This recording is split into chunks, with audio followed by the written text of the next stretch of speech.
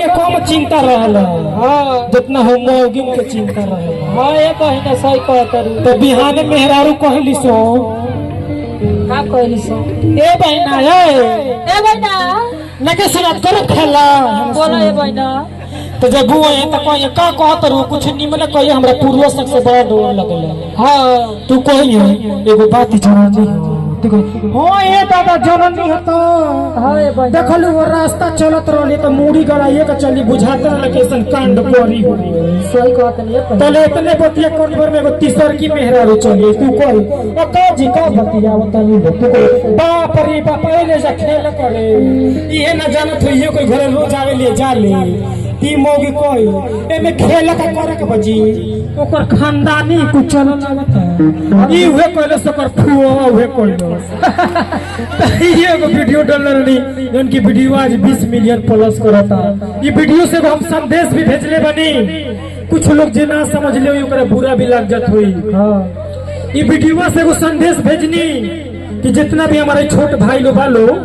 हमारा से कुछ बड़ो लोग हो जकर बियाह ना भइल कुछ हमारे बेटी बहन बाड़ी सन कि हमने के कुछ जिंदगी में ऐसा ना कर रहल जा कि हमारी खानदान के ऊपर उंगली जिंदगी भर उठे ना। हमने के तो 2 मिनट में कुछ गलती सही कर रहल जाए मगर जिंदगी भर हमारा परिवार के ऊपर उंगली उठी तो सब काम हमने के नहीं करे के देखी आप ही के हम खोजत रहे के मालवा वाला भैया नहीं लोग विदेशवा वाला हम तो कही कोई सोनारे की दुकान पर गइल बनी दादा हमरा खातिर। हां अबे ना देखी है दे बिल्डिंग मटेरियल से संदीप भैया देखत न मानी को रुपया बा। हां हां तो हम लोग को सुविधा देतनी आज के बाद से 500 रुपया ना आप लोग खातिर लाख रुपया सुविधा देतनी आई तो रजिस्ट्रेशन पुतनी आई तो आई जल्दी सुविधा दिए आई तनिया खातिर जोर से ताली बाजे के चाहिए। आज वादा करी कि जे भी रो यहाँ से सीमेंट बालू जे भी खरीदारी करी हमार नाम लेके तो करा के कम करे के सही बात बानू सही बात बानू जी। तो वो हमरा ओइला के फिक्र नहीं के 12 बजे रातियो खानाई बके भेट के बोलती मानला वाला निशानी रहलो कि भैया गइल बानी मानवा पहन के प्रोग्राम बुक करे।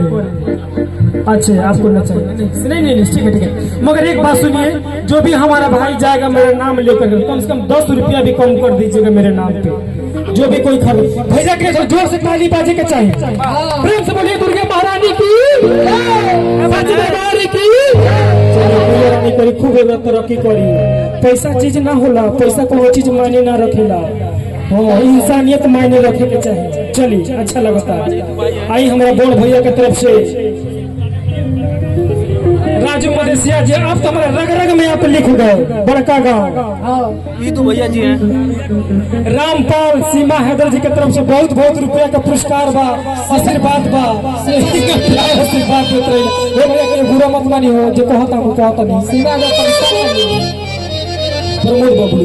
प्रमोद बबलू की तरफ